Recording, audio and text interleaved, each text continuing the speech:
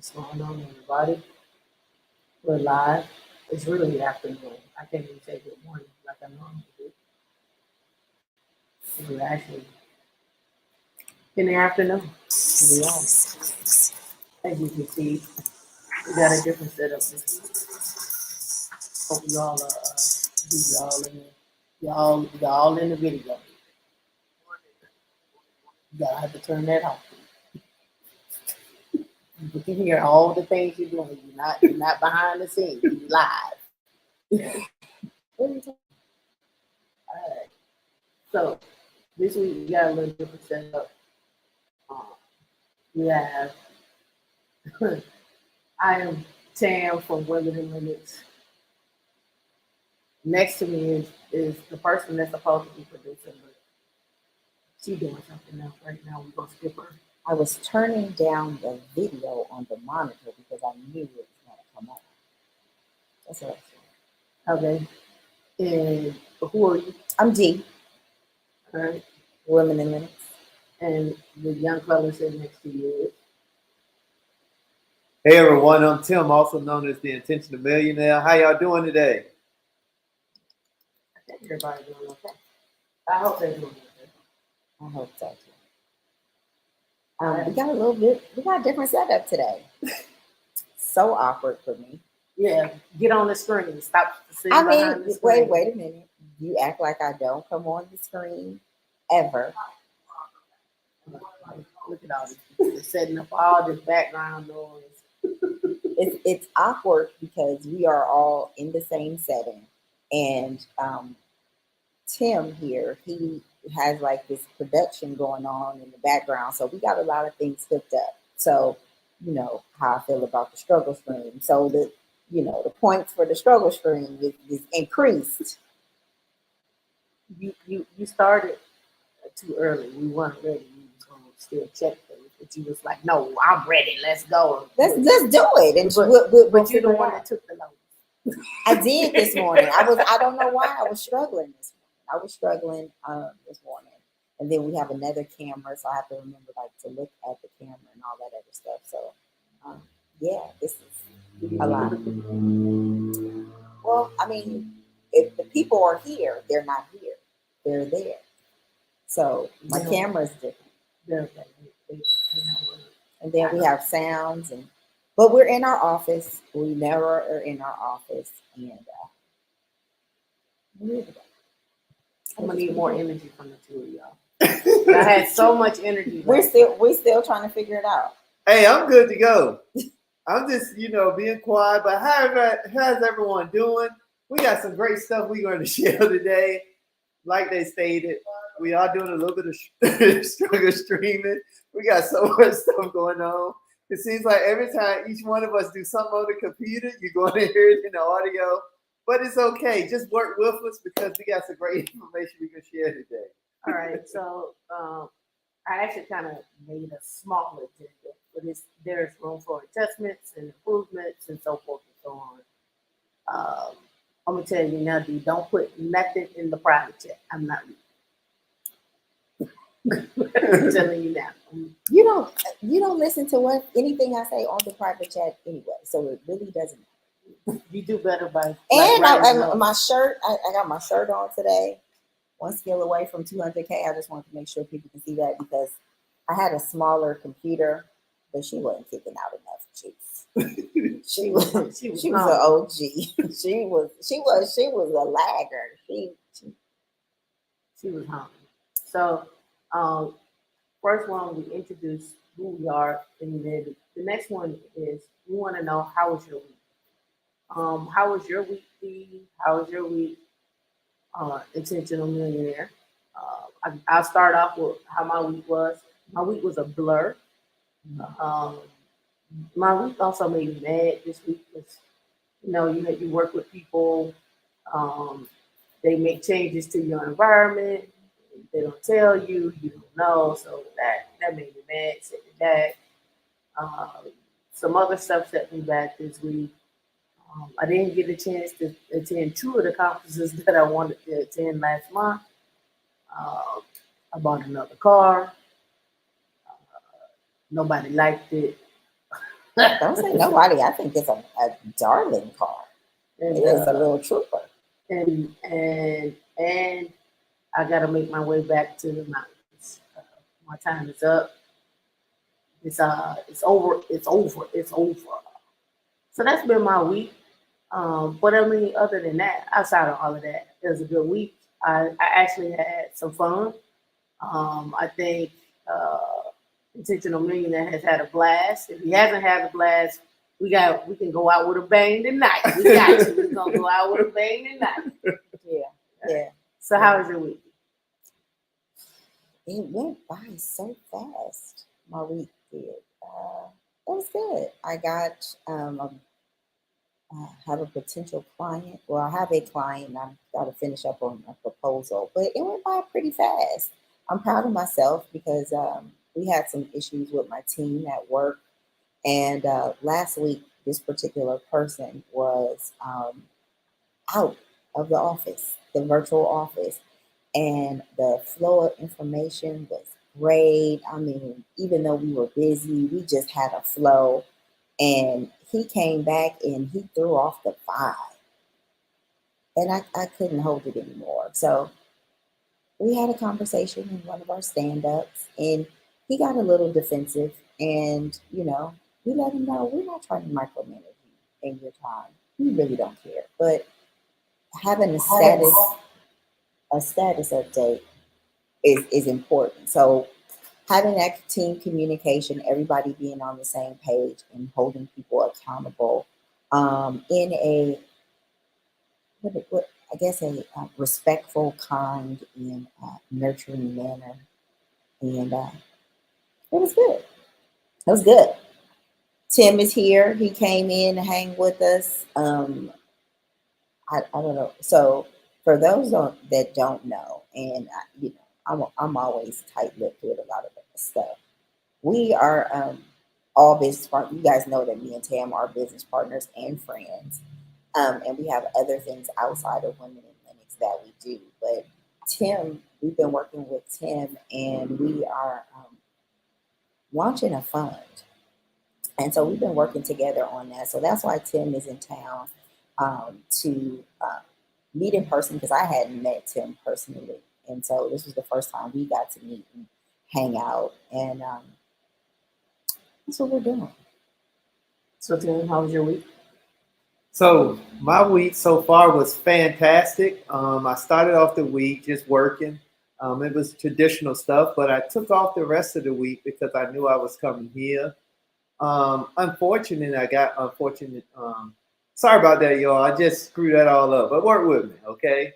Charge it to my heart, not to what I said, okay? But no, I had a very interesting week because I did get some bad news with a family member that had a stroke. But outside of that, it was a good week because, you know, stuff happened. And the key thing for me is just how do I respond when unfortunate situations happen? So I had a chance. I'm on, you know, took some time off, was able to get down here in Florida. Got a chance to meet the team. We've been having a great time. I'm really enjoying myself, as well as, you know, just really staying focused on just trying to do better, be better, and become better. And I think it's so important to make sure that we continue to surround ourselves with people to keep energy going, especially good energy. Right. Because, you know, when you have life things happen that you really can't dictate that type of outcome, is more about how can you respond. You know, just hearing that about a cousin of mine that's 51 years old, he's about 51, 52. I'm not exact on his age, but he had a stroke, unfortunate. He was doing very good, didn't have any symptoms, but, you know, he's in the hospital now, and he was, you know, really had some stuff going on. So, you know, my mom, she's like the bread of the house. So, you know, getting a chance to talk with her and just hear her just kind of talk. She was talking about that and just going on about, you know, when she was coming up. And, you know, you learn so much more stuff when you just talk with older people. So I had a good week overall. So one of the questions that I have on here is, what did you learn about yourself this week? And this is for everybody in the chat as well too. What did you learn about yourself this week? I could say what I learned about myself for me was I know that I'm an observer of people, but I'm also uh, a deep thinker of different subjects, and also that I need more. I don't know if I say I need more sleep. I would say we didn't actually.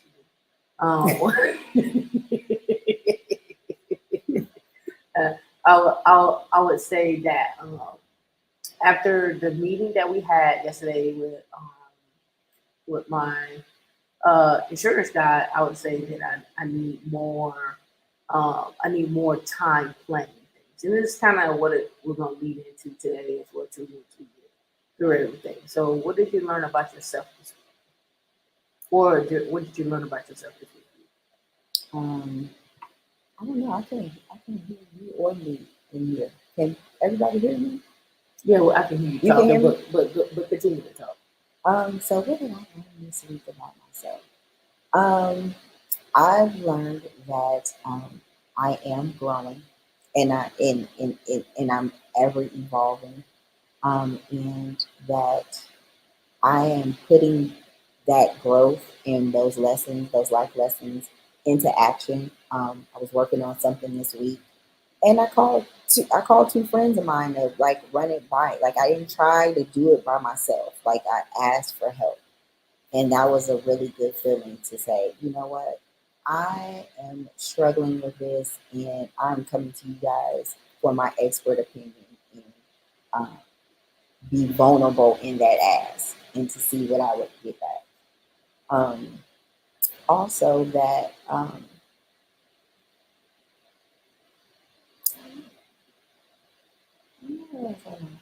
mean, we had a good time. Um, You know, what else did I learn about did you learn myself? anything positive? Did you learn anything negative? Did you learn that you don't like fish? You don't like women? Did you learn? I'm trying to see what else I like this week. There's so many things because I've been doing some research about some marketing and branding things. So I learned some professional stuff, but about me, I think I'm on my path. And I like that. Potential millionaire? Anything you learned about yourself this week? So yeah, so about myself, I learned first thing is I haven't been as consistent in some areas that I should be a little bit more consistent in. Um, and I also learned that spend more time with the right people, um, because too many times we can, we give our time to people, we listen to people, but you also got to make sure that you have a healthy dose of spending your time with the right people, but also giving some of your time for people that may need help or need guidance. And I think too many times with just us focusing on life, and I know for myself, just the hustle and bustle of life, going after things. Sometimes your times become a very harder commodity to manage. And I just realized that I need to make sure that I continue to always not get away from blocking out time for the right people that's always been there, and they was an integral part of whatever you needed at that time. So that's what I learned. And then, just having a chance to seeing a friend of mine that's going through battling with cancer. And we're just able to, inspire him because, when you're going through something, people don't sometimes understand because you can't see the mental challenges that you're having with yourself. You're thinking about the outcome, you're Googling stuff. And it was just, inspiring to see when we had a chance to talk and, we was eating and he was just kind of sharing, because he didn't really know what to do. And, he's trying to keep himself from not having the negative thoughts and things like that. So that's why, as I just say, it's always important to manage your time. And I just realized that I need to do more of that. So, well, I can tell you one thing I learned about Intentional Millionaire this week. He actually likes the 911 Turbo S.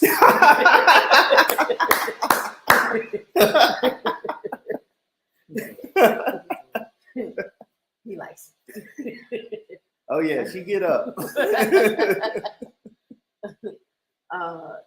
And with that being said, we actually, this is more like a sneak preview. We got some more content coming for y'all on some cars. You get to heard it here first. Um, I want you all, and we'll have to chop this up another day, but I want the women in Lennox family and whoever else just stops by, whatever, you get a chance to pick what should be the next exotic car to get. You get a chance to pick it. And right now, the choices are, well, should I say exotic car? Should I say luxury car? I should say luxury. Who's fits? I don't know. So, There's one thing. yeah, so 911 Turbo S is one. The other one is a Mercedes GT. It's actually a GTC. And then on the SUV side, it could be a Volvo XC90, maybe even XC60, could be a GLE, could be a GLE AMG. Um, there's a multitude of things. The one got away from me was one of five. It was the SRT Demon, and it was 1100 horsepower. But to have that and rent that out with other people, that could be a recipe for disaster. But we're willing to take in some comments and see what everybody is thinking.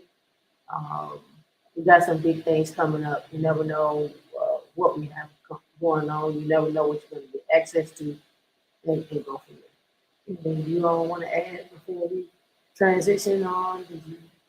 Well, I guess one thing that I like that I've noticed about us three, and you met Tim before, but is that we have been laughing nonstop. Like I feel like we're like in middle school. Like we just laugh and laugh and laugh, and it has been such a pleasant visit. We've been having a good time. Now me and Tam, we have our own dynamic, but for you to come along and be okay with our shenanigans. I mean, it's easy to laugh when you out with lobster rolls. When you see the lobster rolls outside. That's nice. That's what it was. It's nice. Or you get flowers. Or you get flowers. Or you meet a billionaire.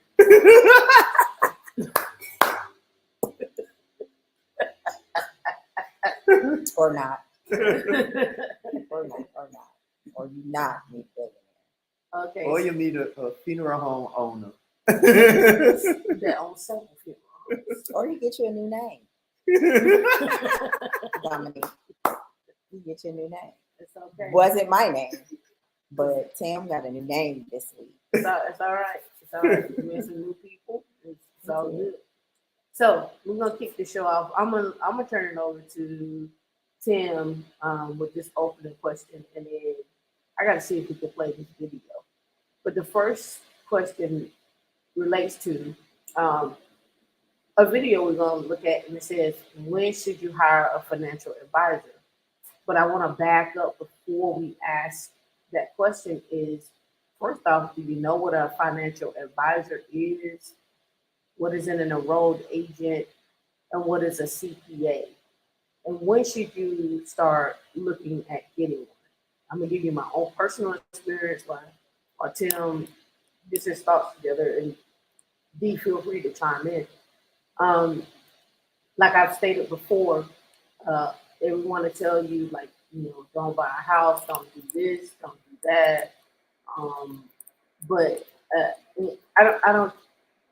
I'm gonna give it to you from my perspective.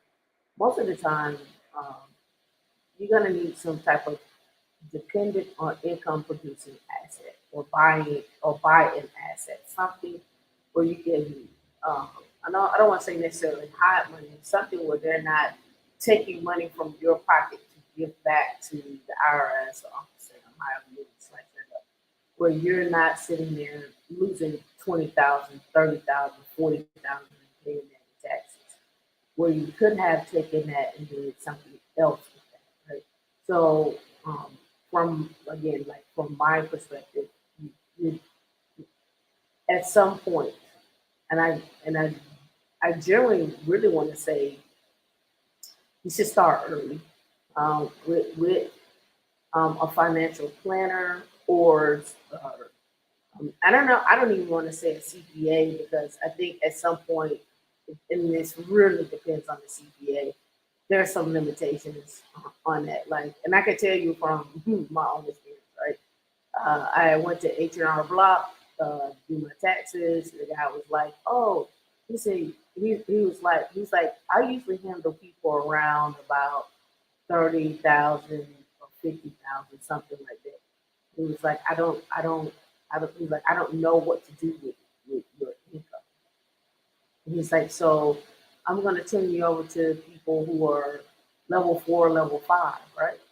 And I'm telling you that based upon my experience because I didn't have I never encountered anyone like you just know to go do your taxes, but you didn't know there's certain things coming up, and I think there's a knowledge gap when it comes to taxes and what you need to do and who you need to hire, when you need to hire, what do they do, what is considered an asset, what can you do in your business, what can you write off, and I think you all should probably start thinking about that now, taking notes on that, attending webinars, going to classes. Just sit down with if you don't know the difference between the three, actually look some up online in your area and literally go sit in their office and ask them what they do. Right? There's another one.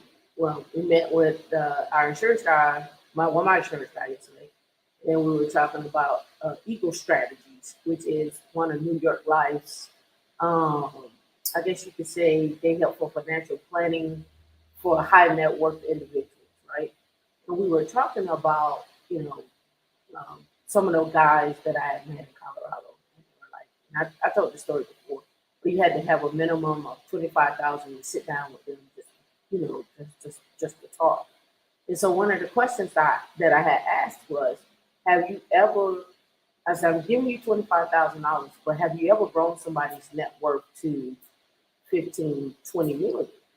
And his answer was no. He's like, we just usually, around 1 or 2, 3 million. I was like, he's like, most people already have that net worth and they come to me just to help maintain that net worth.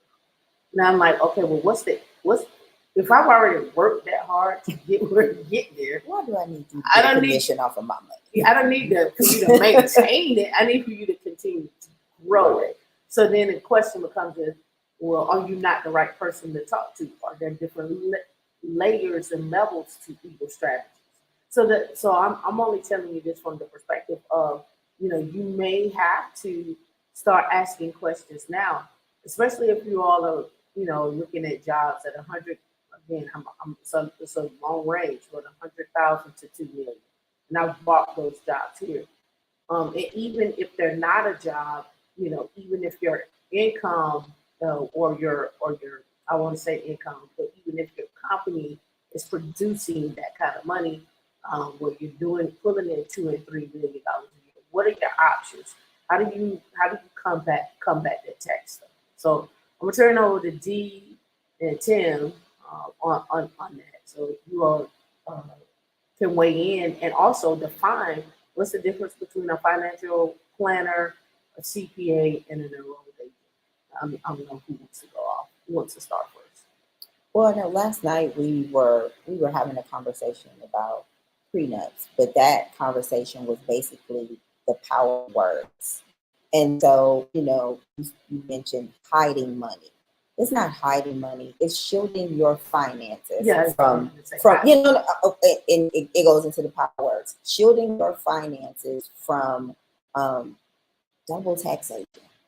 Shielding your finances from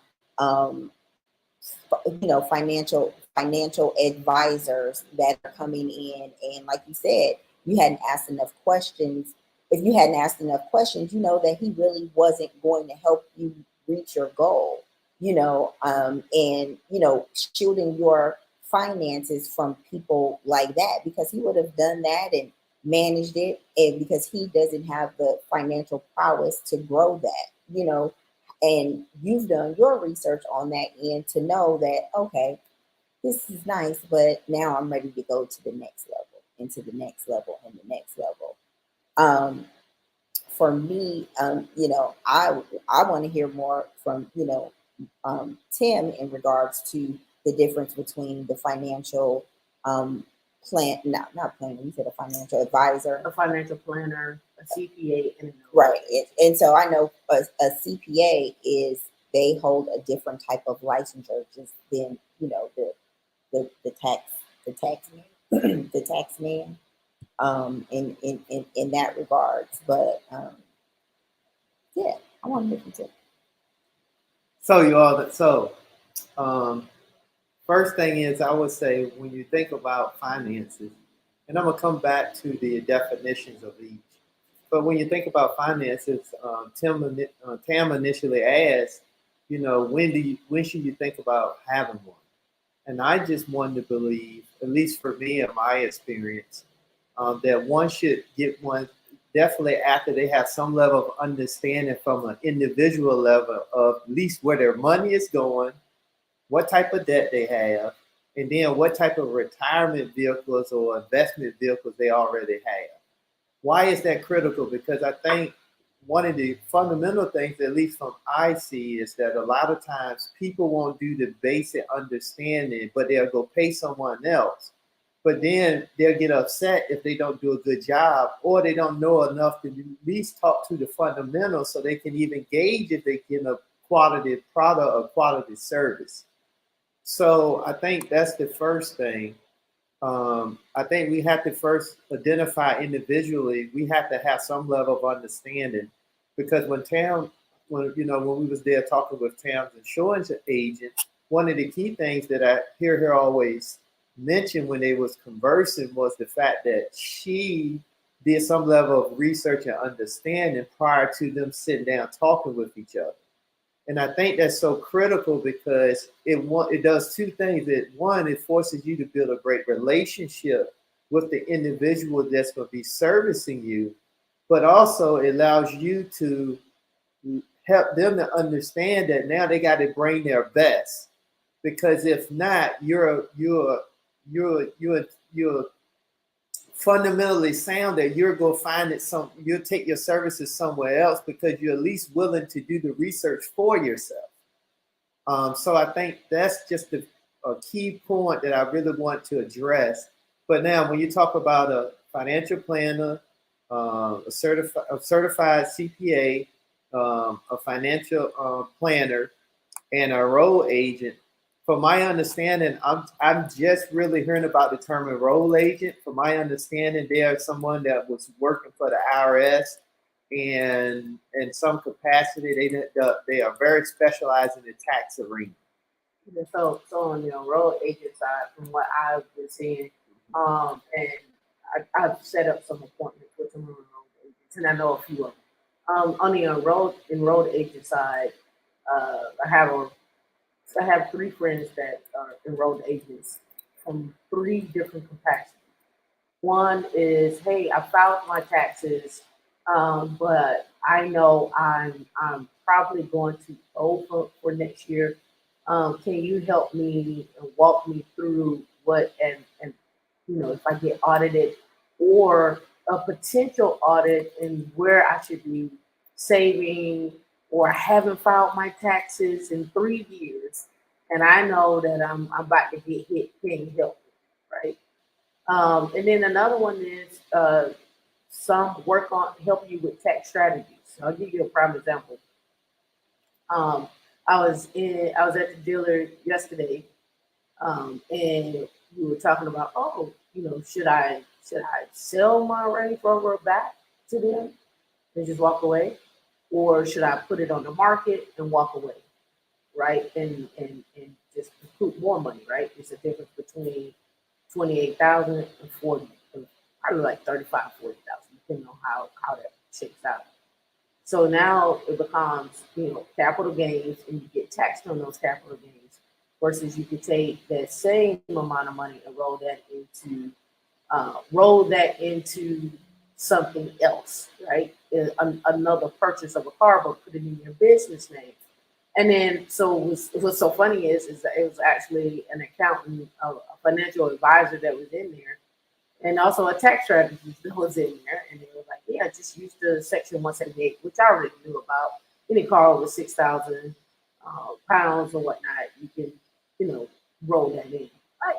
And I get that. But now the question becomes is, okay, what does your DTI look like? What if you want to go do something else? Is that going to be the best move, right? So you're always looking at your DTI.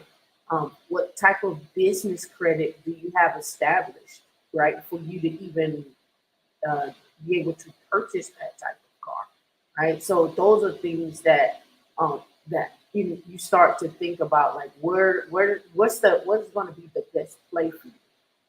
Not even and when I'm talking about this, these are not things that you have to wait till you get 100,000 or wait till you get to 200,000. These are things that you can do and implement now. So that way, when you get there, you don't have to, wait or research or whatnot. At least, and this is the other thing that I'm going to encourage everybody to do.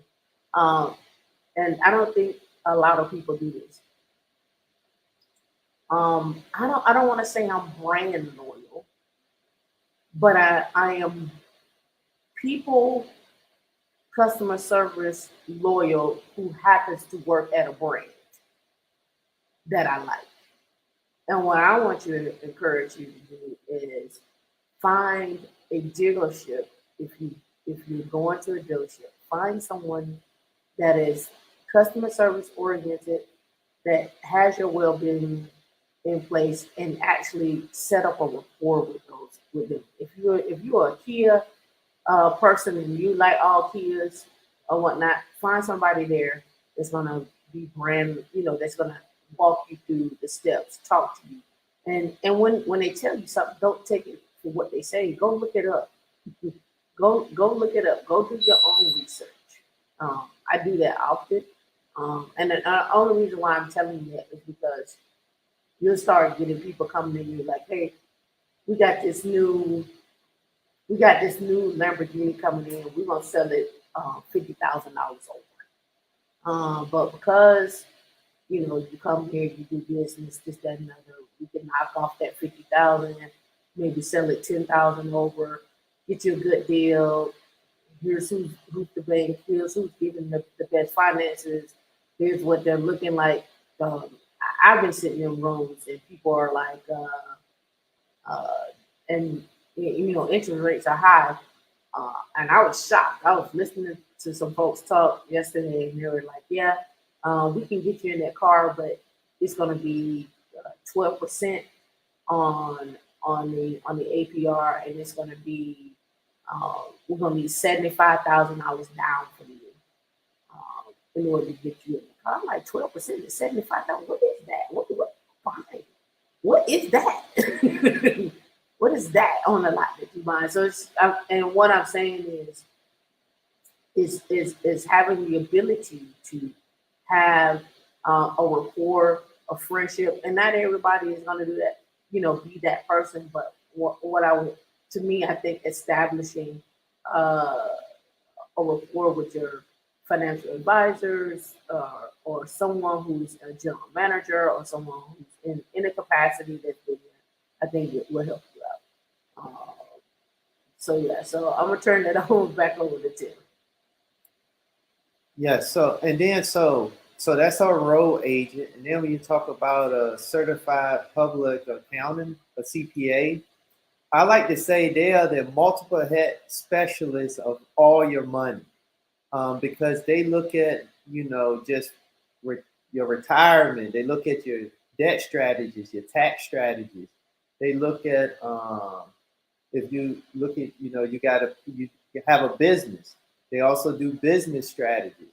So I like to say a CPA is probably one of the most diverse professionals you could hire, and they're geared around anything that has to do with your money. That's the best analogy and the best definition I would say. And then when you think about a financial planner, they're just more or less most of the time their strategy is geared around a plan for the individual. Meaning, let's just say if you want a debt solution, retirement, and then maybe some type of planning for, a will, a trust, something like that. They can do that, but that's not really their specialty, but they give you the broad scope from more of an individual level. Whereas the CPA, I like to say, is one step above that because they have a vast variety. And I like to say they the several head person. They are.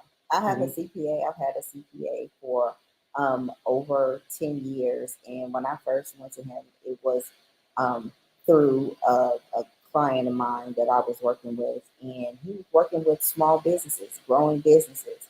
And shout out to Gary, CPA Tax Advisors.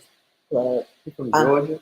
he is from Georgia, Yes, I know him. but he's also licensed in Florida. Mhm. He is from Florida, and like I said, when I first came to him, I was an entrepreneur. I was doing a lot of consulting, operation stuff, and I was just like, look, I don't want to owe. I don't want to owe them. They don't want, like if I break even, I'm fine on my paper. And, based on that relationship, it's been years. If I didn't get my paperwork into him, I know that he is going to automatically file an extension. Like it's just certain things that I don't worry about.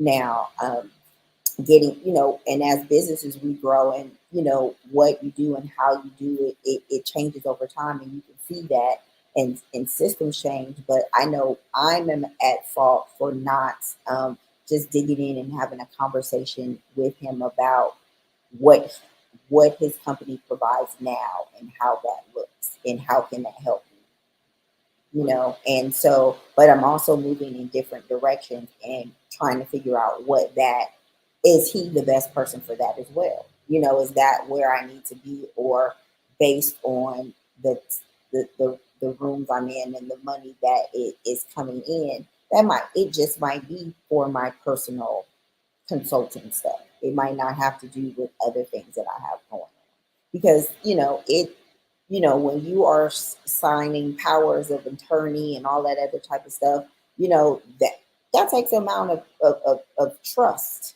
over time, because when you are dealing with a lot of finances, you need to sign paperwork to say, these advisors, these professionals have agency over your money, and you need to read those contracts. You need to read what you're signing and say, give me a minute and let me read through this and I'll get back to you. And then take a highlighter, go through that stuff and ask questions. Yeah, I ask questions. Oh yeah. Yeah. I mean, and Tam, she's like, oh, we got this over there, and I'm going over to read it, and I'm going through with a fine tooth comb, and anything for me that I feel like is double speak or I don't understand, best believe, what is this? Let's clear this up or take this language out, because this language does not benefit me at all. Yeah, and Alonso Star, you said brand loyalty is dangerous. Brokers work for you and represent most large areas, but have the option to bring you to many of them. Exactly. So that's why I say customer service loyalty. And that's why I say get to know, what they can do. Like, to give you a prime example, we were at Volvo, and they were like, yeah, so we have some customers that come in and buy, a fleet of Volvos to when concerts come in town to pick people up, or they buy. And when I say buy, let me rephrase that. They may lease them for a short stint amount of time for whatever event or what have you. You'd be surprised at what people can do if you just ask, right? And find out what your options are. Right? You never know what your options can be. So But if you don't ask, you won't know, right? So again, I'm just encouraging you when you're purchasing. I don't want to call a car an asset because that's not what I'm saying.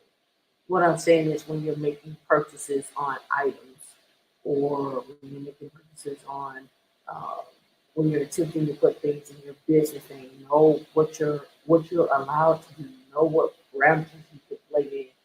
Um, One of the things we were talking about yesterday was like, hey, just buy this car for 6 months and get out of it and go and flip it. And one of the guys that I was working with at uh, I thought that was the ching ching. That's a long one. I don't know why they gave me the but. Yeah, I don't know why you just did that. I thought it was the ching ching one. Ching ching. See, this is why you don't let her, control nothing. Because she just right. So okay, yeah. So what I'm saying is, no. What I'm saying, the person that I spoke with yesterday, well, he wasn't there. It was the other day. Anyway, long story short, he's 24, and all he does is buy cars, holds them for 6 months, maybe a year, and then he just flips them. So there's no love, there's no oh man, just that another. But again, when you're talking about this, you're flipping cars and you're probably making anywhere from 20,000 to 40,000. So it really depends, right? It just depends. Oh, and Q4, you asked, is that what happened to Wendy Williams, where the bank was able to take over her money against her wishes, and I thought they worked for her. So there, as Tam mentioned before, like when you go to certain people, just like you go to the bank and you have like that free checking account, the more money that you have with the bank, you move into different um, departments of the bank. And what Wendy Williams, and I'm not like too versed on it, I don't like to get into like a lot of tabloid stuff, but like I work for a bank and I work in private wealth management. And she probably has a private wealth management arm of Wells Fargo or whatever that it's going on. And are there probably some stipulations basically to save you from yourself? Most likely. I would deem so because I mean, I know Wendy wants access to her money, but at the same time, if you are back and forth to a rehab facility or allegedly, or you are sick and you need something, if you don't have a power of attorney because she's no longer married and her husband was her manager and managed some things. I mean, I will, whether it was the bank or not, I would want somebody to save me from myself or others around me from pilfering what I worked really, really hard for. So you said something there, right? That's important because this is another thing that actually comes up as you make your trust as well as you set up your estate. You know, who is the executor of your estate? Who is the person that is the power of attorney for whatever it is again? And they tell you choose wisely. Choose wisely. choose wisely. And I don't.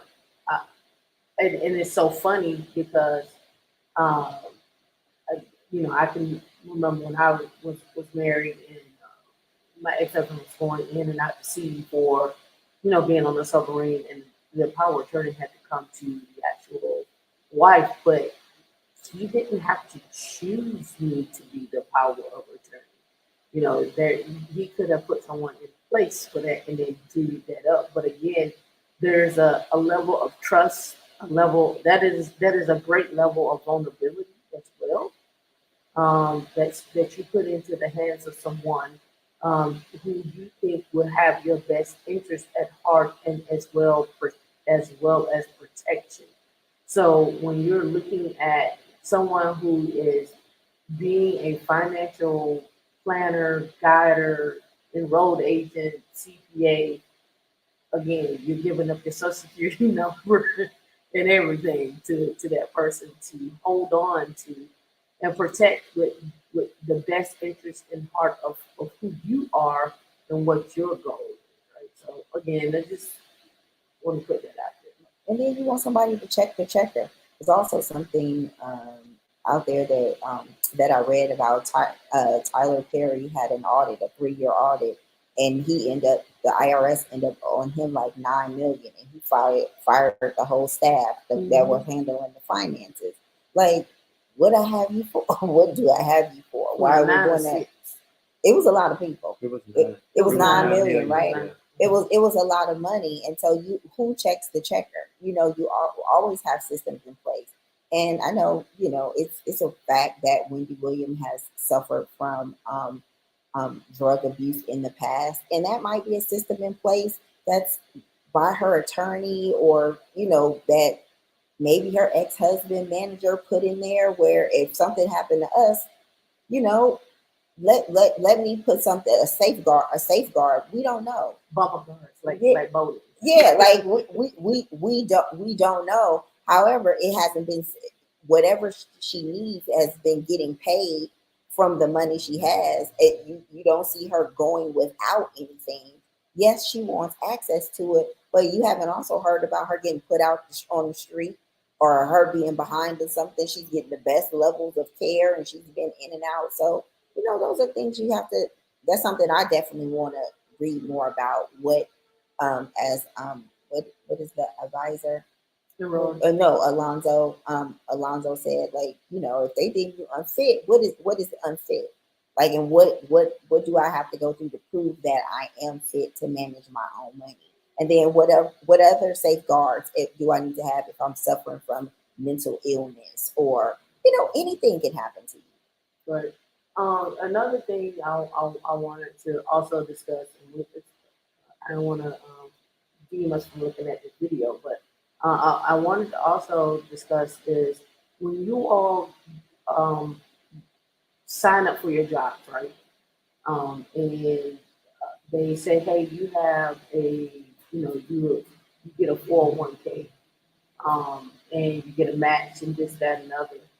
Don't be afraid to ask them and have them explain to you what that actually means. What are the advantages of that, and then who is the go-to person for the company for you to talk to, so you can meet with them maybe once a month or once every quarter, on what your options are. For example, you may have a Roth 401k, right? And that Roth 401k, you may be putting in, say, 7%, 6%, 7%, and you may do 3% on your on the pre-tax, and you may do 3% on after tax. Now the question is, what is the financial gain for you doing it?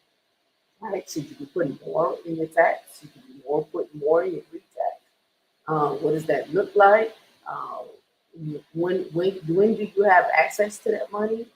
Ask all those questions, because you can go into the back end of those portals, and they'll have a little information tab there, and you'll read it, and you're like, okay, that makes sense, but I still want to know more. But what I'm simply saying is, you need to establish a rapport with someone, as you start using these different financial vehicles, which is changing as well for 2023. There are new tax laws that are changing, and also, I didn't even know this, in the state of Florida, they extended the deadline for filing taxes until the end of the year. So again, my last thing I'm gonna say is, I think everybody should move to the states that are tax favorable. Right? The taxes are in your favor, and you saw that from Elon Musk. He left California and went to Austin, right? You see people going to different cities. So I mean, it's just, it is what it is. Or different states, it is what it is. And I'm not telling you to up and pack and move, but I am saying choose wisely. Over to you, too. And just to add to that, I think one of the key questions you also got to ask your specialist or your planner is how do I know I'm getting the best value out of your service? And then let them respond and answer. And you make sure every session you take notes and you have something there so you can take notes, so you can become, because the goal is the transfer of knowledge. And it's not for you to be a specialist, it's just for you to have a better understanding of your money. And so they have a fiduciary responsibility to make sure they're doing the best. But we also have to be mindful of that the best is only limited to their skill set or their skill level. So you also have to make sure that you come equipped with questions, you come equipped with things that you necessarily don't understand. And if you're paying them for the service, they should be able to help you get through on some level of understanding. Because I think we also, because they know stuff that you don't know, it's not for us to be afraid to ask questions. It's for us to be able to ask questions. That's why, going back to what Tam mentioned, making sure you have a rapport. So that way you could be open to asking questions, things like that. You would never feel inferior. You would never feel scared. You would never feel any of those things. It's because you're doing the right thing by having a relationship, and it's like talking to a friend. So. Right. So now I want to try to see. But we got a question before we move on. We got a question from Alonzo, and he said, "What are some of the things you look for from a financial team, which should include an EA or CPA, asset management and financial planner/advisor, to ensure they put your best interests first?" For me, when I look at anybody, I'm going to first do a Google search to see if anything unfavorable pops up, or if that person is jumping around from like agent firm to firm or agency to agency, right? That's what I look for first. After I look for that and I schedule an appointment to speak with that person, I also gauge responsiveness, because I got a lot of questions. And sometimes when you're speaking to someone or you hadn't really prepared, you want to be able to get your questions answered, or any issue that you may have done in a timely manner. And, you know, with finances, it could be some stock stuff. You need responsiveness quick, because you might want some trades or something like that. They need to be very, very responsive. And then after that, that meeting, is there a fee attached to that meeting, or is that first couple of consultations, are they just discussions and research so that they know where I'm at and financially, and what's the best solution?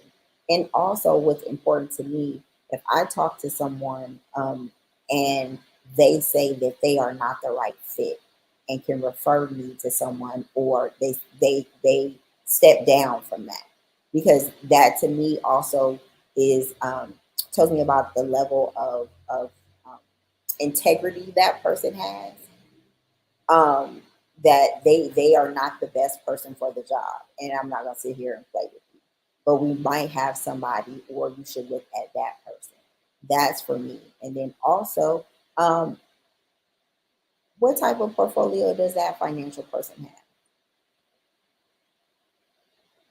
Like, how you managing your own how you managing your own money? I, I'm some of that, but I'm really big on um, personality. Can I talk to you? Yeah. Can you be honest with me? Can you get, are you responding to my emails? Are they one word, 2 words? Are they, do you pick up the phone when I call you? Am I getting brushed off? Do I Right. feel rushed? Right. If I send you a video to look at and you respond back like, can you just sum that up for me? I probably won't work with you, because I sent it to you because I looked at it and I have some questions about it, and I want us to get on the phone and have a discussion about it. And I want you to be able to have the knowledge to say, okay, well, what they mean here is this, and what that means here, this is how we do it over here. And this is the things that I'm like, oh yeah, I went on your website and this is what I found on it. Do you have any other information? Maybe you send that information to me before we meet. But I'm asking all the questions, right? Because I'm about to commit to a a goal that is going to be a very long goal. I mean, when I say a very long goal, at least 15, 20 years. For some people, it's a lifetime, right? You think about those family offices that are 500 million, 1 billion. The people that they're working with are lifetime. They're not hopping around from different management teams to manage their wealth. They want somebody that they know they can call, that are, I mean, basically a pit pal for I mean, because at the end of the day, and also how long they've been in the game, and if they are continuing education, like we're really, I mean, this is Women in Linux. We're big, we're tech. You're always a learner. Like laws change, times change, companies change, how you do business change. Stability. Those are big things for me. What about you? And then for me, I would take everything you all said and just add to it. Also, I would ask them based on whatever they're recommending. I would want to know what is their success and what is the projection on that, because I would want to know if they're not just, because sometimes you got to also, I like to think about, because it's new products that come down, and has that product stand the test of time, and want to make sure that the recommendation is something that's good, is tried and true, and it's something that really I could benefit from as an individual. Another thing is I also would like to know, I'm just one, when I deal with professionals, I would want to know, is the product or services that I'm taking advantage of, would they implement that with some of their loved ones in their own family? That's a big one for me. Because if it's not good enough for their family, it's definitely not good enough for me. So I think that's another one. And then I have had, sitting with professional people, they get offended to that question. That automatically let me know they're not for me. Mm-hmm. Because if it's good for all your loved ones, it should be also good for me if we're going to build a relationship and I'm paying you money. Right. So, but it just includes everything else that was said also. So the next thing is I want to see if you all let me know, one, if you see the video, and two, I need to edit this thing. And then two, let me know if you hear the video. Because I'm not sure if the sound is on. What my sound output is. It has to come through B. Oh, you got to come through B? Or we can use the USB over. Okay, well, no problem. Let me get B to share her screen, and then B can play the sound. And then get her this video. I'll put it in the chat, and then you put it there. You can get this video going. I can do the private chat for you. All right.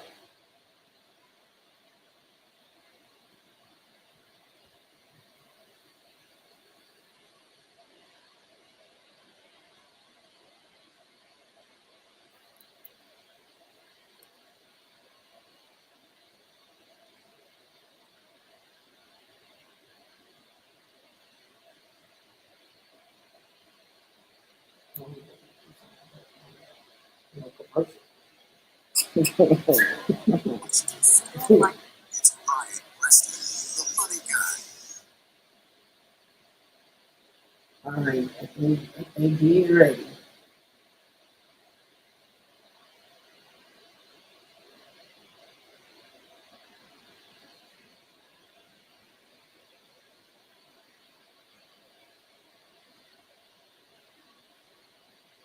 Let us know if y'all can hear me. Okay, Glove has a question for you. For those that are in the... I'm not hearing. Oh, you just stop it.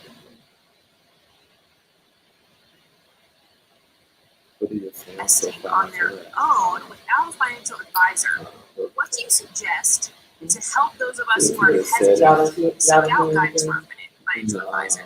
So at what point do you go from do it yourself to calling? Let us know in the chat. While they get that together, the other thing that I wanted to talk about was Have you all picked out any financial advisors? Have you talked to anyone about your 401k that you already have? Drop in the chat if y'all have started talking to those people about your 401k.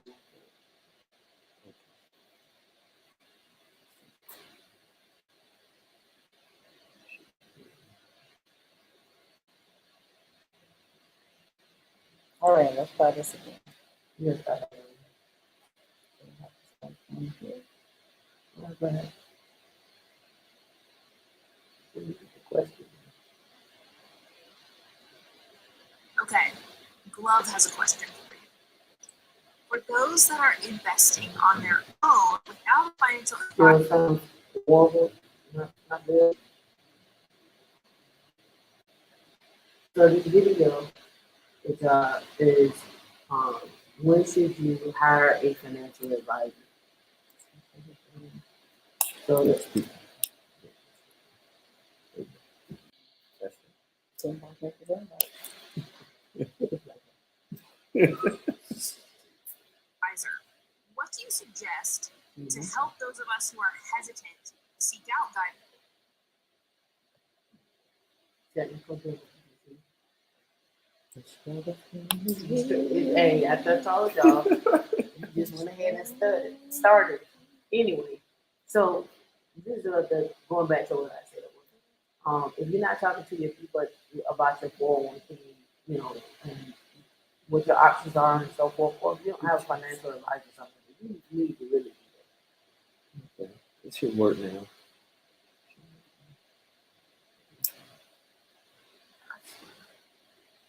So, advisor, what do you suggest to help those of us who are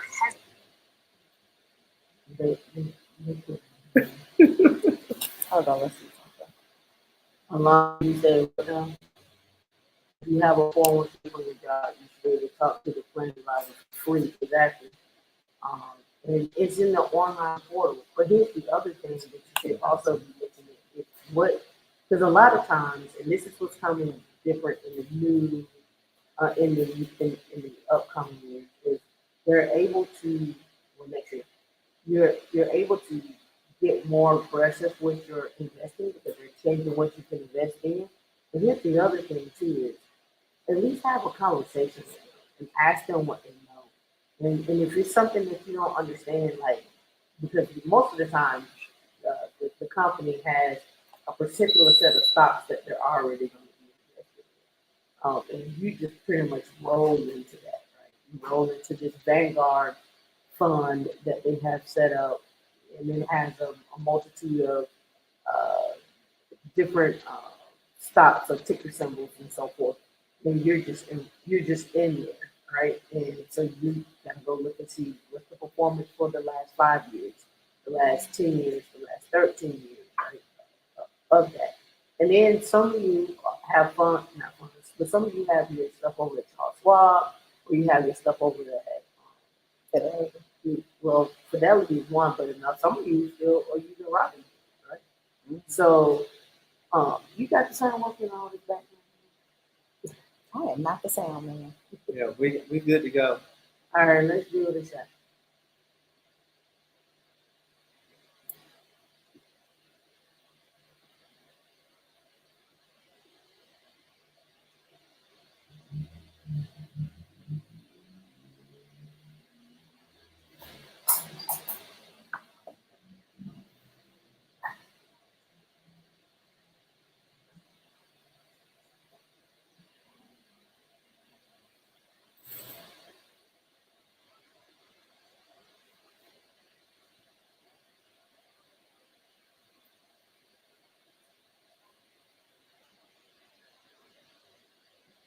No.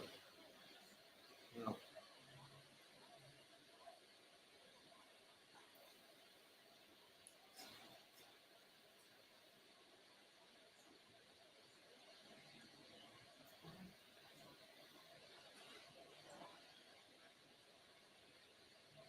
It says no sound. It's still not hearing that? Yeah.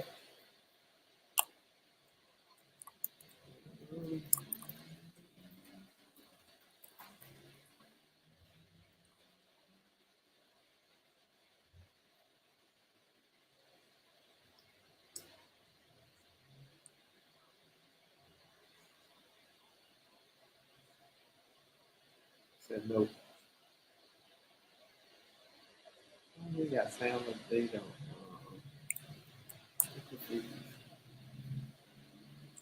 Can we take sound in the room?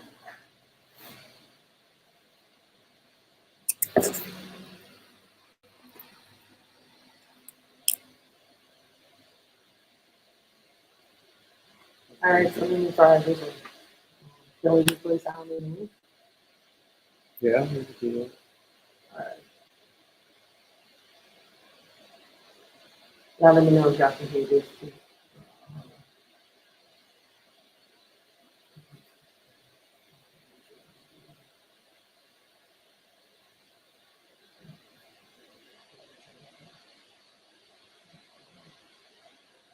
Yeah,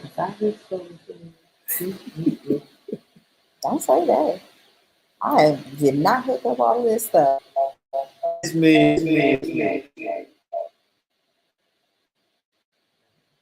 Yeah, that's microphone.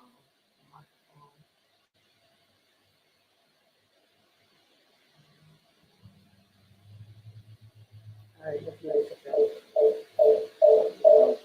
You don't like it, right? Go for it. All right. Go for it.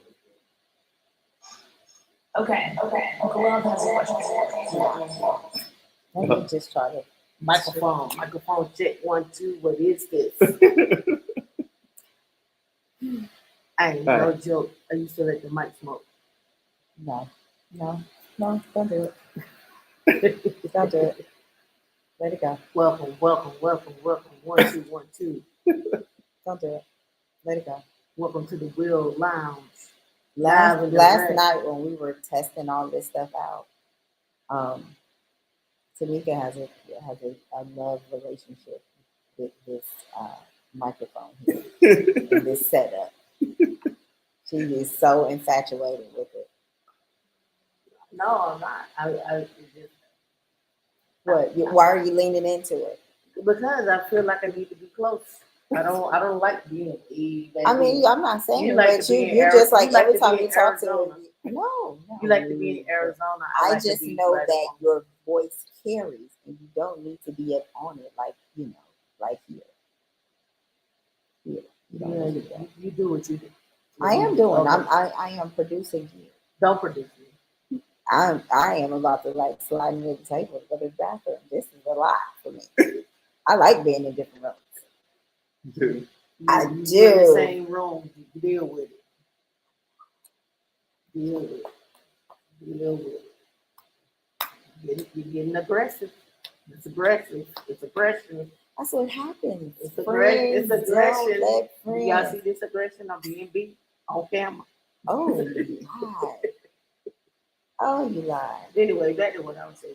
So yes, the other thing I wanted to bring up is they're doing their thing. Dee can share this screen here. I was looking at the new tax laws. I don't know if you all got a chance to look at that. You need to share this. I can't. In the private chat. Yep. Oh, you put Yeah. another one in there. Yeah, I gotta do that. Let me pull this up and I'll drop this link. This from SoFi. And they were talking about some of the upcoming changes for um, the new tax. What's going on, Peter? How you doing? No videos today. All right, so let's go look at it. Let's go talk about it. So on this one it says breaking down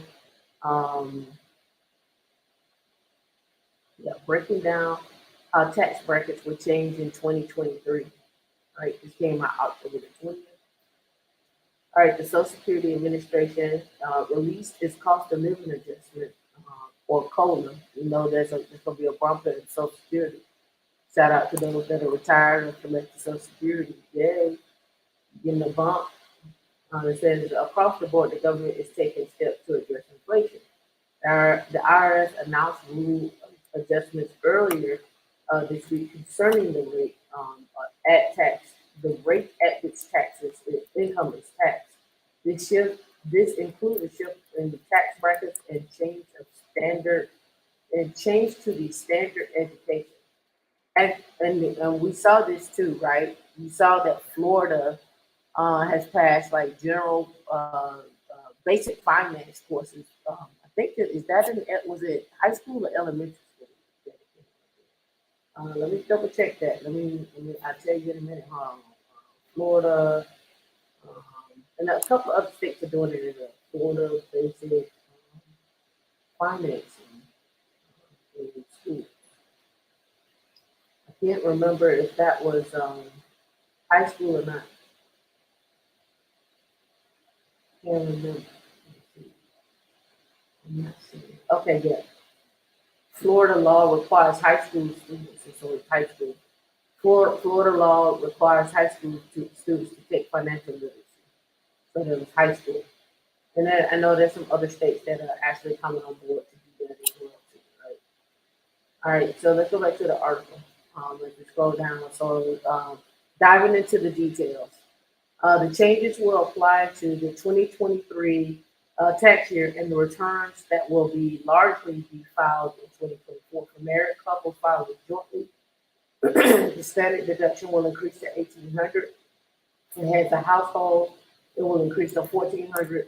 Single taxpayers, married taxpayers will file it separately with the $900. So look at this. On the top of the tax brackets, on top of that, the tax brackets will be adjusted. The highest tax rate of 37% will now be applied to individuals making $578,125 per year, and couples making $693.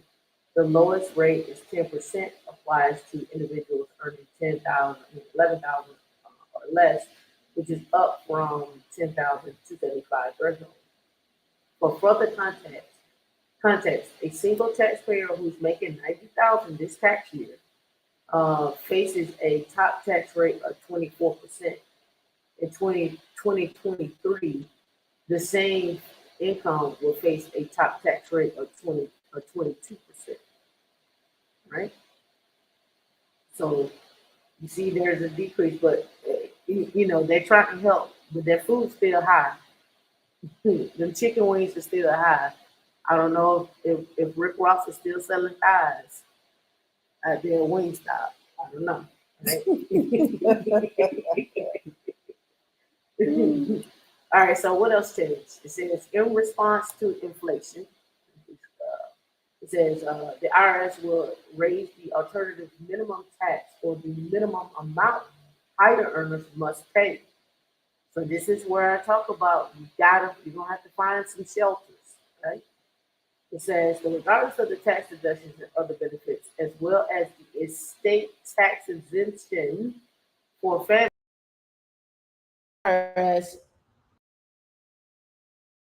the earned income tax credit and the amount employees can put toward their health flexible spending accounts.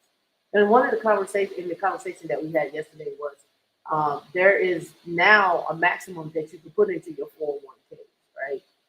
You can put a maximum of 10 million into your 401k because they want that money, right? And they want you to take their money out. Like you can't leave once you hit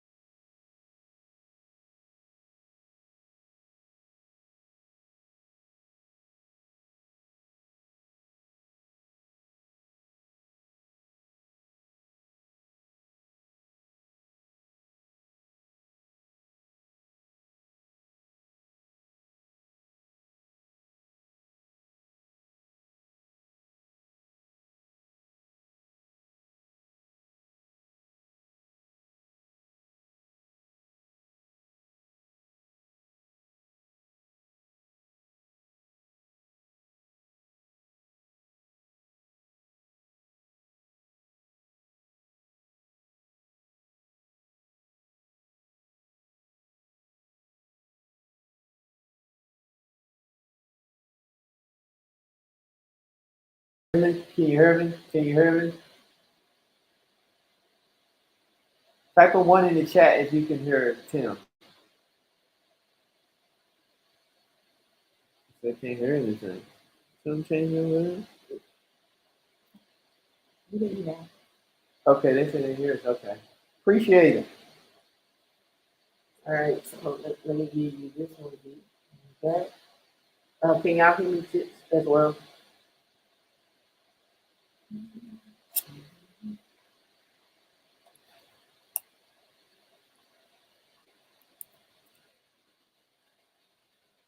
All right, so we're gonna scroll all the way down to should be a graph. So those of you that are in the 45 or 44,000 to 95,000 range, you're moving up to 22% or moving down to 22%. And I'm gonna say that's probably middle America, 12 to 22%. For those of you that are hitting that 200,000 mark, you're gonna go down to 32%.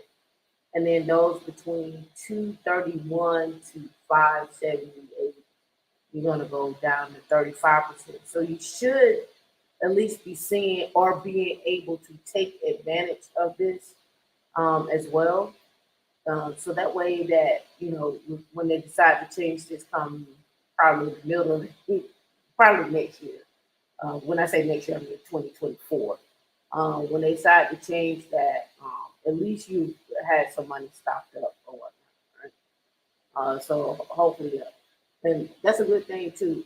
I'm gonna encourage everybody, you know, at least go put $2 on the Powerball. Put $2 on the Powerball. You know, I'm sure that's been the talk of the town. You know, what are we up to 2 billion yet? Is it still 1.6 billion? I'm not sure. I hadn't looked at it. I looked at it this morning. Yeah, 1.6 billion. 7 hours to go. Now, with that being said, this is actually a good conversation too, right? Let me pull this up. States that you can be anonymous in for lottery. I had looked this up because I was just curious at what states you could be anonymous in. And the states so far that you can be anonymous in are Delaware, Kansas, Maryland. See, Delaware, the state law in Delaware allows winners to remain anonymous. But Delaware, Kansas, Maryland, Minnesota, Mississippi, Missouri, Montana, and New Jersey are some, and I think there's another one here. I'll get it flipped to you. Florida, you cannot be anonymous. I gotta go buy my ticket somewhere. But most people win in Florida. Dang it. So the thing, I was reading an article the other day. There was a young lady that went to a 7-Eleven here in St. Petersburg, Florida, and she did a quick pick and she won 10 million. So you can, you know what? I want to be anonymous. If I'm not anonymous, then I ain't gonna be anonymous. I'm just gonna be out there. Well, I mean, if you can't be anonymous, that don't mean you gonna have to see me around. I'm just gonna be out there. I'm gonna be walking around with my security guards. They're gonna call me Tam Z. I'm going out of the country for a little bit. That's what I'm talking. I'm going on tour. Yeah, I'm not going on tour. I'll be before I get things set up. That's what I'm doing. I'm gonna do like Tupac. I'm gonna disappear and then reappear. Good. That's what you say now. All right, so let me see. So what states allow magazines? This is the one that allow you to be anonymous, right? It says for you in Texas, it says Texas, while it is not always possible in Texas, lottery winners can remain anonymous. So it's for those of you out in Texas. Now the question is, what are you gonna do with this money? Right? If you win, before you said if you win, you buying a pair of new sneakers and you You said you balling, Natasha. You going balling? You No, balling? she said she wilding. I'm calling it balling. She said wilding. And you gonna buy a costume. I don't know. Can you come in a costume if you're anonymous? Do you have to show up, but you got to put on a costume? That's a good question. I don't know. I don't know. I'm gonna get me some. You know what? You can get some damn good prosthetics. You can show up and have you a whole new face. So do you think it'll work if I show up with the old Jason mask, trash bag with one eye cut out? No, You know, this 2023 almost. We can get you some good. You can get you a new nose. You can get you some cheekbones. They can even give you a whole new color. You just got to make sure you wear some gloves and stuff. But I don't have the money yet to do that. That's what I'm They'll going in. I'm going in to get the check. They'll loan it to you. They'll loan it to you. That's relationship. All right, So- so you got a point. Okay, so I look, tell my CPA. so look, I looked this up, and y'all can fact check me on this one, right? I looked it up, and it's stated. Now, I don't know if this is like national. It's stated like if you chose to get the actual annulment, right? The annuity, not the annulment.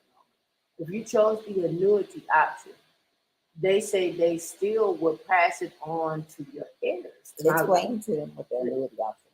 So the annuity option is like, don't take the money, right? Don't let them just take the taxes. Lump take sum. the money one lump sum, right? The other option is to roll it over. Banging in St. Pete. So Somebody hit.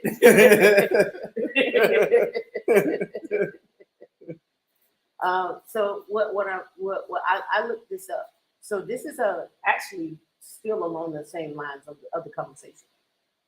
So I'm gonna come back to it, but it's just the same thing. So when you retire and you have your money in like say a first savings plan, or you got it in your 401k or whatnot, you have to either you have the option to roll that into an annuity where they set it up where it pays you out for a lifetime, right? So you can also do that as well too, where you're getting paid out for a lifetime for this money. Now it says when you pass it on, it passes on over to your heirs. So if you're taking, and I think the last time I looked at it, I think it was like 600 million you get if you decide to take the lump sum. Or if you didn't want to take the lump sum, you just get that 1 billion for the 1.6 billion for the rest of your life. But I'm not sure how it dictates to if you pass on, do you have to have something lined up with them on who the heirs are in order to continue that process? I'm not sure. Probably. You probably have something. And then it goes back into having your trust. No estate, no date. You know, having your paperwork together and I mean, shoot, you gotta have all that stuff together. Because, you know, what if you don't have any heirs? You know, what if your kid doesn't have another kid? Where does that go? Does it go to the cat? Does it go to the dog? Does it go, is it just out there in the world? Do they snatch it back? You can read the fine print. So I can speak to this. My ex from years ago, her father hit the 50,000 for life on the scratch ticket. And when he passed a year after he hit the lottery. And his wife got the benefit because he was married. She got the benefit for 10 years. So she got it for 10 years. And Okay. didn't stop. Mm-hmm. And so they 50 for life, you get it every month or every year? It was every year. Oh, okay. But it was every year, but they paid it. So they took and broke it up over 1 year. They paid in quarterly sessions. Oh, okay. Yeah. All right, so it says here the cash option for the jackpot is 782.4 million, just under half of the annuitized value. It says if the winner were to take the lump sum, the 187.8 million would be withheld for federal taxes. So you're losing 200 million. So are you taking the lump sum, or you gonna roll with this? And then the other question that I have is, if you get something like this, what's gonna be your criteria to look at for setting up? Because at this point, we're talking estate planning. What are you gonna look for to help you set up an estate? What companies are you gonna reach out to? What from these different conversations that we had over 87 episodes of Women in Linux are you going to utilize to have someone help you set up your estate planning? What are you going to use to set up for those that man or woman? Are you getting a prenup? What you gonna do, right? For those of you that are saying that, hey, I'm never gonna get married, but you want your family to be wealthy, or you want to start a foundation, or you want to start a church. Like you don't have to leave this earth and not set up a scholarship or not set up a school or whatnot. What are gonna be your options? What imprint are you gonna leave on this world when it's your time? What are you doing? Now we got a question. Shout out to Michael G. Shout out to Michael Jenkins. We got a question. And Peter Investor says, what is the safer way to hold money? Cash, stocks, or real estate property, or banks, or crypto, or insurance policy? Buy a strip club. That is such a Q4 answer. Buy a strip club. I say diversify, because what may be safe for me may not be safe for Tim. For me, insurance policies, they're great, but it depends on the insurance policy. Stocks depends on which one, short term, long term. The money, you always want to have some money on hand sprinkled in a whole bunch of places. Somebody called it honey pots. You need to have your honey pots around. And then, crypto is fairly new. You might want to have some crypto, some real estate, you want some passive income. So that's the purpose of having, your financial advisor, your EA, your CPA. So you know what vehicles are the best bet for you. I say all of them. Yeah, I totally agree with that. I think all of them is important. I think the key thing to that question, Peter invested in, is there's no one way or right way.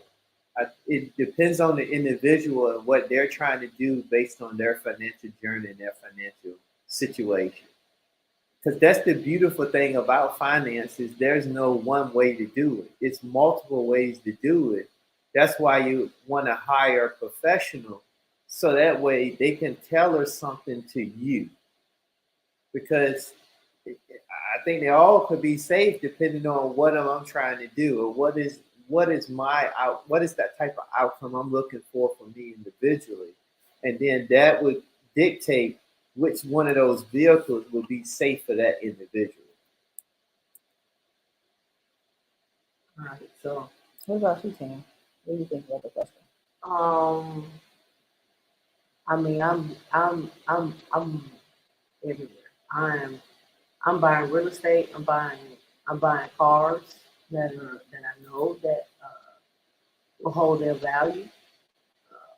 I'm buying watches. Um,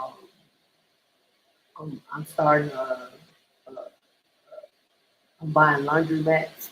I'm buying some businesses that I know are just going to stand the test of time. I'm buying laundromats and car washes and vending machines. I probably would even go into one thing I know is pools. Everybody want pools, and probably even a construction company. And I'm also getting into some EV stuff as well too. I'm buying everything. I'm a conglomerate. I'm a conglomerate. All right, so this week, and this is another point I wanted to bring up. We saw what happened with Elon Musk and Twitter, and we've been seeing these massive layoffs.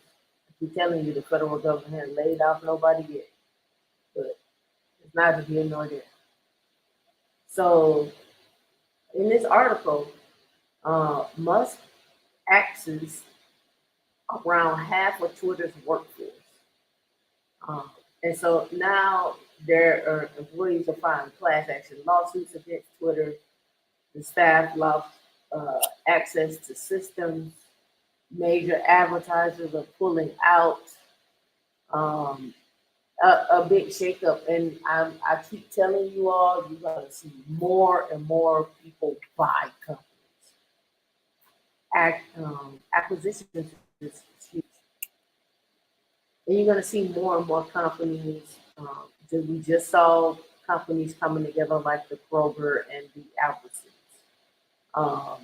But you're also going to see that automation AI go into play as well too, right? Data is huge. AI data, huge. Even in the financial industry. Even what you look at, you got to think about for yourself. How much data do you go through in an hour? How much data do you intake in an hour? So you're sitting at home, you're sitting at home, you're watching a movie, you're on your laptop, you're talking on the phone, you're hungry, you want something to eat, you wanna go outside at the same time, but you don't really want to go outside. And then the next thing is you also want to look at your financial statements. Oh, why am I investing in it? You probably go through a lot of data within an hour. I would say yesterday because my phone got cut off last month because I used up all the data.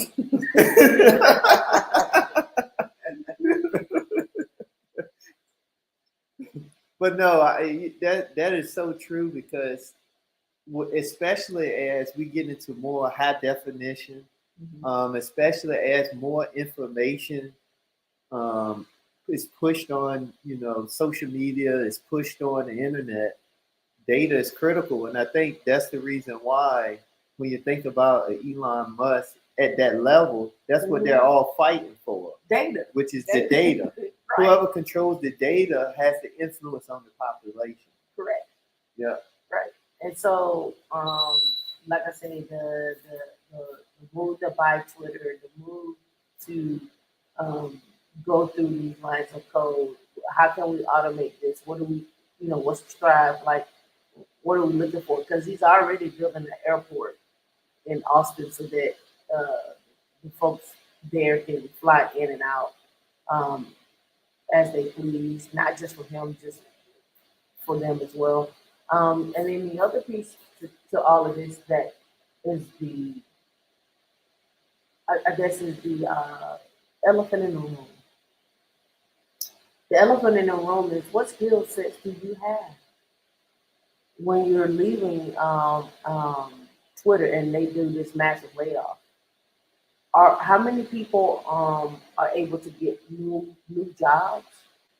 What does that look like? What's the timeline? Here we are, we're in November, heading into December. What does that look like? What's your turnaround time? How much money do you have saved up? What happened to your 401k? What happened to your IRA? Were you supposed to get that bonus? Did you already have that bonus calculated? Did it get mixed? Or they pay it out? Because it says here, that the teams. Oh, you can't. Oh, I wasn't sharing it. You got to see it. It says that the teams that were responsible for preventing the spread of misinformation as advisors advisors pulled spending amid concerns about content moderation. So those teams were responsible for communication, content curation, human rights, and machine learning ethics were among those vetted as some product and engineering teams. I think those people did that. I think those people, the content people, you can definitely work, side gigs, anything content, but machine learning, ethics, these are checks and balances. Yeah, but here's the thing: they can get jobs, but they probably not gonna get paid like they did at Twitter. And we don't know how much they was getting paid at Twitter, actually. No, we do. Where is that? Levels FYI. Oh, well, you can't pull it up. I can. I can. I can. So, I mean, they're going to work, but it is those teams, it's just like, those things it comes down to our basic rights, right? Yeah. Your freedom of speech in a company culture and a company that is responsible for disseminating information into the world has to have some types of checks and balances, ethically. And so if those teams were gutted, now it's like the Wild Wild West. Like, Yeah, but here's the thing. On the next article, if you pull that up, Elon Musk said he will form a Twitter content moderation council with widely diverse viewpoints. He said Musk tweeted suggestions for Twitter, but no decision will be made until the final weeks. He said he wasn't told about Kanye West's account being restored, which happened before the takeover, right? Elon Musk announced plans to create a content moderation council. What is a content moderation council? What are your skill sets that you need to have for that? How long is the job? How do you apply for the job? Will other companies take suit on that as well too, right? The new owner of Twitter tweeted that the body would be made up of people who had widely diverse viewpoints. I don't know what that means. Musk said no major content decisions or account reinstatements will happen before the council convenes. He added, to be super clear, we have not yet made any changes to Twitter's content moderation policy. So he has the council, right? He's building a council. It's almost like city council, right? Right. It's almost like city council. But what I'm simply saying is, will someone like TikTok take on something like that? Because the U.S. is still trying to ban TikTok, and it's Chinese owned. They had to build data centers here in the U.S., but now they have profiles in the U.S. world too. So how what gets advertised to you, what gets shown to you, per region, international, whatever. We're now competing globally, right? Even in the U.S., as much as we don't want to think about, we are competing globally, right? We're in a global market. And so the question becomes is, how do you see yourself in that market? What's your plan in that market, right? Because everybody advertises to you. Everybody advertises to you. Come take this vacation over here. Your family would love this. Come do a getaway to Dubai. Come get a getaway to Bali, Thailand, right? There's always some international advertisement for travel. I'm sure travel makes trillions a year. But again, how are you going to spend your time? What happens after Twitter? Where does your next move? And did you keep your skills up while you were there at Twitter? Because nobody saw that one coming. Nobody saw Elon Musk running Twitter. Right. And they have 7,500 employees. Nobody saw that. And he's like out with the old and with the new. We out. And I will add this too. You touched on a great point. That's why I think when you come to skill sets, we have to make sure that we do our due diligence even for our own skill sets, because we want to make sure that our skill sets will be around. Nobody wants to get laid off, but what if the company do lay off? Do you have skills that you can still generate income, make money? And depending on where you may be, you still have to know that you can still go out and make money. And I think you're gonna have to always think about too is because as technology constantly changing and evolving, you can get comfortable and you can, as an individual, may not be evolving. So that's why it's so critical to make sure you take advantage of getting certifications. You take advantage of doing due diligence on what is the upcoming and the new technologies coming. Women in Linux talk a lot about AI.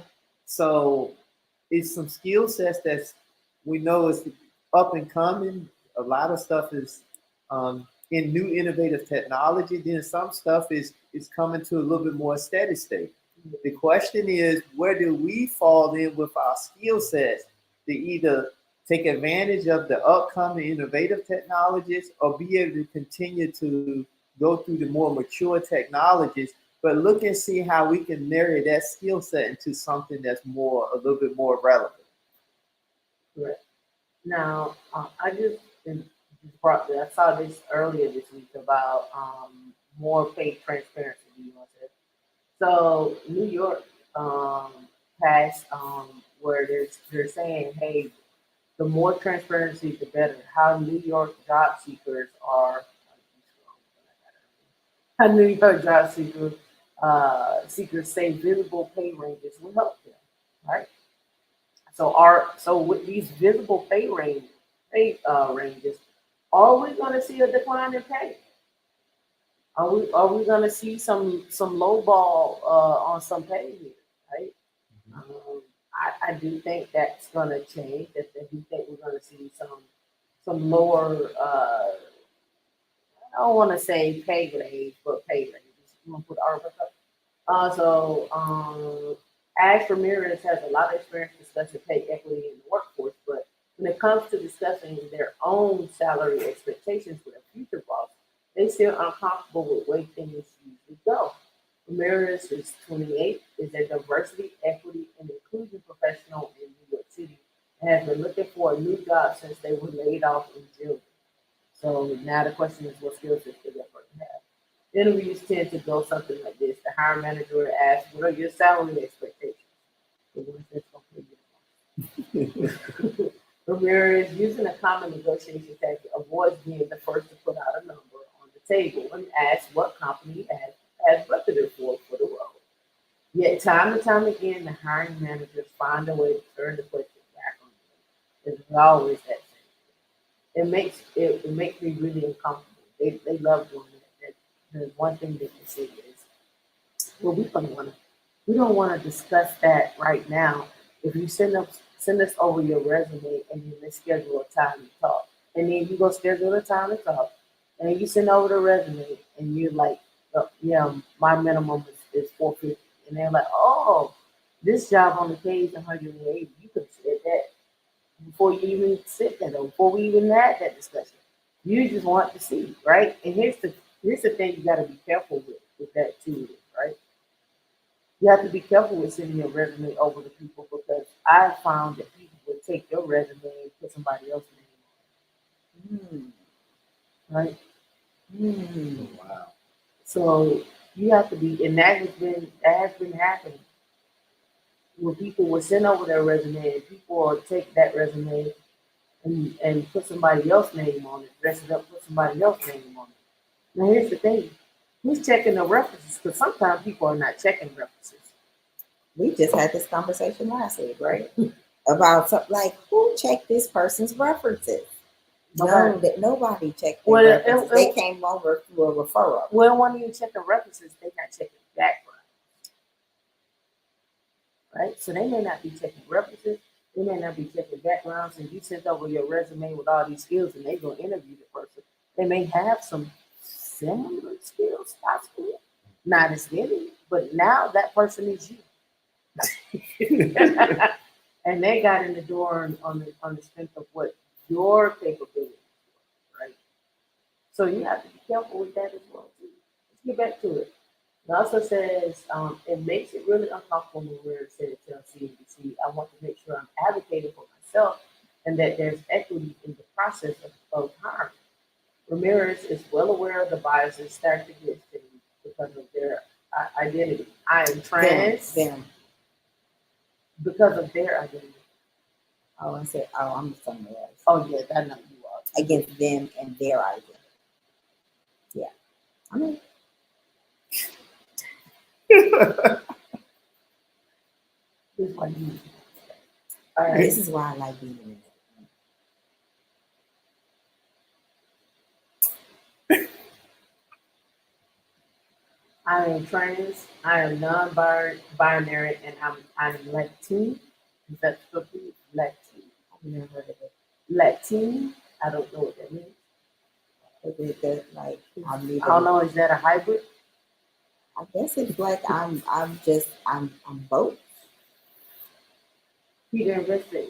Yeah, it may do some AI may do some scanning, but if you don't have a public profile, what are you scanning? Like, what is AI using to compare resumes, right? We talk about it. But anyway, here we go. And it says it impacts how they navigate the job search. Being somebody who learns more FEM, I am very aware of the gender pay gap. Well, who leans more FEM, I'm aware of the gender pay gap. And there is as I'm also LGBTQ plus, and there's also a pay gap in capacity as well, right? But now now they all have another piece of salary data straight from the employer. As of November 1st, New York City job posting must include the minimum and the maximum salary the employer is prepared to offer a new hire. It could be crucial for job seekers like Ramirez to take the guesswork and English as a negotiator. Here's the con to that. Even though they're going to give that range, um, that doesn't necessarily mean to me that the employer is under that range. Right. Or it can be more or less based on the person that they found and the skills. Right. And also, because you post that, right? Um, what are the rules and stipulations to say, well, we changed our mind and we came up with something else? What's that look like? Yeah. That's gonna be a tough one. Right? It says flipping the salary slip on employers will take the guesswork out of negotiations. I don't think it does. Salary transparency policies are overwhelmingly popular among workers, and you can understand they're key to closing the racial gap and gender wage gap. No, they're not. I don't buy that. I don't think it's closer. I I I think what's gonna first off, we gotta back up. Closing the gap means you're in the game. And from what I have seen, we're not in the game. You can um, correct me on that, but that's just what I see. The also says closing the wage gap is the main goal of laws like New York City, where employers must disclose. And with that being said, let me pull this one up right here because this is uh, one of the salary grades that I have found this week. It's on the federal side, right? On the federal side, they were showing the federal employee salaries, average salaries, right? 143,643 in total compensation. Said the federal employee salaries often do not include values of federal benefits. A recent analysis looked at the federal benefits as well as the salary, right? So let me see if it got it was a oh here it is right here. So it says the value of of federal benefits in 2021 was 44,021. So I brought this up along with that last article to say, um, this is Tim, when you're looking at a company, are you looking at the salary, the benefits, the stock options, the equity, the people? What are your go-to that you would leave someone that's looking for a job or looking to transition into a new, say they're transitioning from being a teacher into tech? What are some things that you will put out there for someone? The first thing would definitely be the salary, because that will be the gauge that's going to base me to be able to financially keep up. And what I mean by financially keep up, meaning be able to take advantage of the financial concepts, take advantage of the financial vehicles, also hire a specialist that can help me along the journey. So I would say that would be one thing that I would look at. Then the next thing I would look at is ownership and conflict and bonuses. Because too many times I think that's one of the least things that most people consider when we're looking at entry level or a transition in the job. And I think most people don't even ask the question, even if they have that. So I think that would be the next thing. The least thing, and we kind of talked about this the other day, would be a bonus, because we know that a bonus just means that most of that's going to go to Uncle Sam. So I want something that's going to be a little bit more. Not only can I benefit now, but also in the future. And I think that's part of it. Why you need to make sure you future proof. Because one of the things, and I kind of end with this. One of the things you have to think about when you think about stock options, benefits, bonuses, is that comes in the future. But also, if you think about the stock option, one of the benefits there is even if you was to lay off, they still have to honor that. So that actually could be part of your quote unquote emergency plan if you didn't do a great job putting away the money up front. So it's just something to really think about. Now, I'm going to turn it over to you, Steve, but I want to add this in. The people that work at Twitter just saw their stock options and the stock take, which took away from what? Their money. So here's the thing, and that's part of what I would say why people need to have a strategy. Because I think even wherever you work, you should never look at it as you're gonna be there forever. You should be planning as though when you first get hired, you always should have an exit strategy just in case. So part of the exit strategy should be, if you do get the stock options, you should have a number where when they make money, you dump some of it into a savings or things like that. Now it's going to be a taxable event, yes, but you should be strategizing with your CPA, financial planner, whatever the case may be. You should be strategizing how you can shift some of that money over, so that way you're building another nest egg, another asset. Because I think when you think about jobs, I think we got to get out of the mindset of thinking we're going to be there forever. Because I think we just in an environment that was that thinking and that philosophy was based on the times when we truly had pension plans. And now, because we have to plan for our own retirements, things like that, I think we got to have the mindset to think, let me go in with some level of an extra strategy just in case. And I mean, I learned a lesson. And, when people say that you're going to a job and they're going to give you stock options. Well, what if that company is a startup and they're not yet public?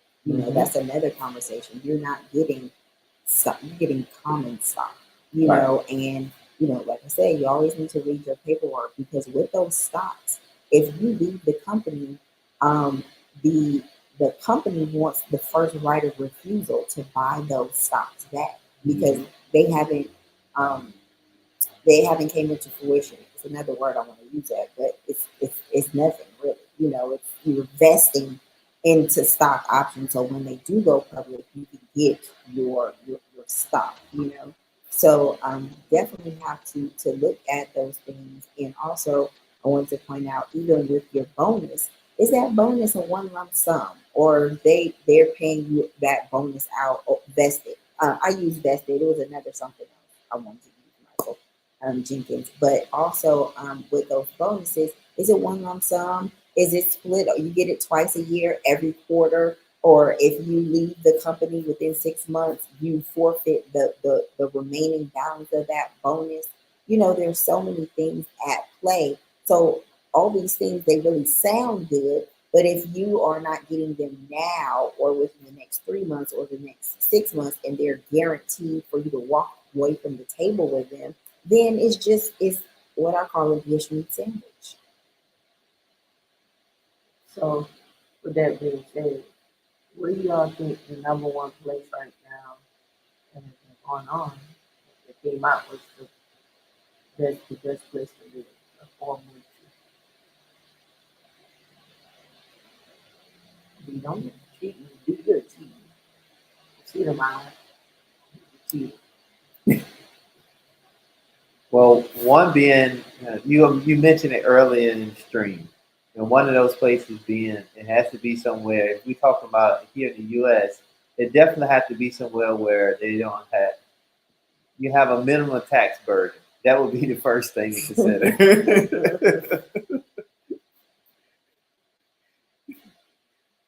So the up and coming place to live that has been going viral this week is West Virginia.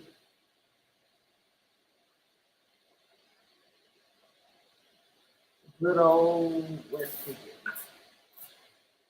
I didn't say I want to move in the woods. Was it Camp Candy? West Virginia is taking the world by storm, or I should say the U.S. by storm. It's one of the top places to move to. It's not on my, it's not based upon what I say. It's what I was seeing across the internet, and they've been talking about West Virginia. Do you want to go to West Virginia? Tameika? I could go to West Virginia. Mm-hmm. Marco can help you move up there. Why? Because he's close. Why I got a sign on bonus? Why I got a sign on bonus? I mean, but you still need supervision. For what? I'm an adult. What are you talking about? Like you act like I'm some child. So yeah, so they've been talking about West Virginia, and their best livability here is to me. I'm gonna drop it in the chat so you can share her screen. So y'all can read it with us. Dee's not in the back in the morning. She has to share the screen. So I don't know what this is. All right, so it says 5 reasons to move to Advantage Alley, West Virginia. Right now, they say enjoy a comfortable cost of living, work in a diverse economy. Again, West Virginia has the 75-mile tech corridor, dynamic riverfront from downtown, fun outdoors, and go to college for free. Advantage Valley has a nationally recognized K-12 education system. Additionally, any graduating high school student can have their entire tuition paid in full to attend a Regents community college or a technical college. Students' tuition will be paid at Bridge Valley Community and Technical in South Charleston and Mount West Community and Technical College in Huntington as part of this state funded, right? West Virginia invests in the program, right? So they get a chance to get into some technical skills or tech school for free. So for some of you that are out there that don't mind living in some of the college towns that are out in West Virginia, this could be an option for your child, especially if you have a child that's not sure about what the end goal is, or you don't have the money. You don't have a 527 K plan set up. So just putting it out there. This could be your option. D, what are your thoughts? Because we know you don't like West Virginia, but we're not talking about you. We're talking about somebody else. I mean, if I had children and a family, it might be something to consider. But again, I'm a big city girl, so We're not I don't talking know about that. I don't know what that looks like as far as if you're going to be there and you're going to be insulated in that particular community for a while. That might be something that you want to look at. But also, I question, that diversity and what that diversity looks like for your particular family. And they're also giving you $20,000 to move it. There's things like, are you close to your family? What's the nearest airport? What type of jobs, the community, the home costs, when we went out there, homes were pretty expensive in Virginia, and they were like on the outside pretty dated as far as not a brand new community, but a strong up colonial town. So it depends on what you're looking for. I think it's an option. Advantage Valley. All right, so I'm reading this video that we were supposed to look at. With this, Let's see if we can bring it up. Or go ahead. I'll read the comment section because I've been through West Virginia and I looked at houses before. I looked at the town. But anyway, this lady in the comment on this video, her name is Farallon, and Farallon says, "I call bullshit." Let's